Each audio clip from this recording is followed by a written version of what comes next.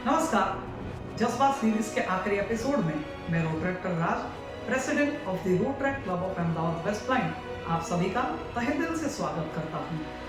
किसी ने बड़ी खूब कहा है ना, the sky has no limit. आसमान की कोई सीमा नहीं होती।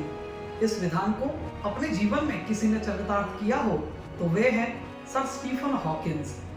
सर स्टीफन जो 21 वर्ष की आयु के बाद एक कदम भी नहीं चल पाए, किंतु उन्होंने लाखों प्रकाश वर्ष दूर उपस्थित ब्लैक होल के बारे में हमें पूरी जानकारी दी।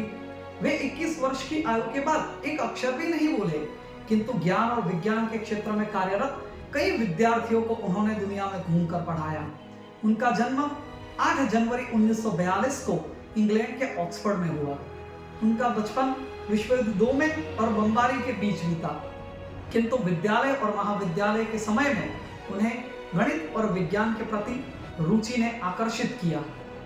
जीवन काफी अच्छा बीत रहा था, किंतु 21 वर्ष की आयु में उन्हें एक भयावह बीमारी लागू हुई, न्यूरॉन मोटार डिसीज। हमारे शरीर को जो काबू करने वाली नसें होती हैं, वे सभी इस बीमारी में काम करना बंद कर देती हैं और आजीवन विकलांगता हमें घेर लेती है।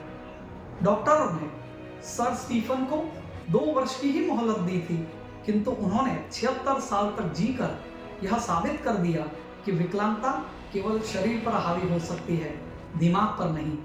विकलांगता शारीरिक रूप से जब हावी हो गई, उसके बाद ही उन्होंने हमें हॉकिंस रेडिएशन जैसी महत्वपूर्ण थियरी दी। उन्होंने हमें सिंगुलैरिटी का कॉन्सेप्ट भी समझाया और बिग बैंग थियरी के बाद ब्रह्मांड की संरचना कैसे उपस्थित हुई होगी यह भी बताया। उन्होंने सन 1988 में the brief history of time नामक एक पुस्तक का प्रकाशन किया, जिसकी आज तक 1 करोड़ से भी ज्यादा प्रतियां बिक चुकी हैं। उनकी मृत्यु 14 मार्च 2018 में हुई, जिस दिन सर एल्बर्ट आइंस्टाइन का 1880 में जन्म हुआ था। उनकी जीवन पर और उनके व्यक्तित्व के लिए मैं एक ही पंक्ति कह सकता हूँ कि किसने कहा कि आसमान में सुराख नहीं हो सकता, किसने कहा कि आसमान में सुराख नहीं हो सकता, एक पत्थर तो तबीयत से उछालो यारो, एक पत्थर तो तबीयत से उछालो यारो।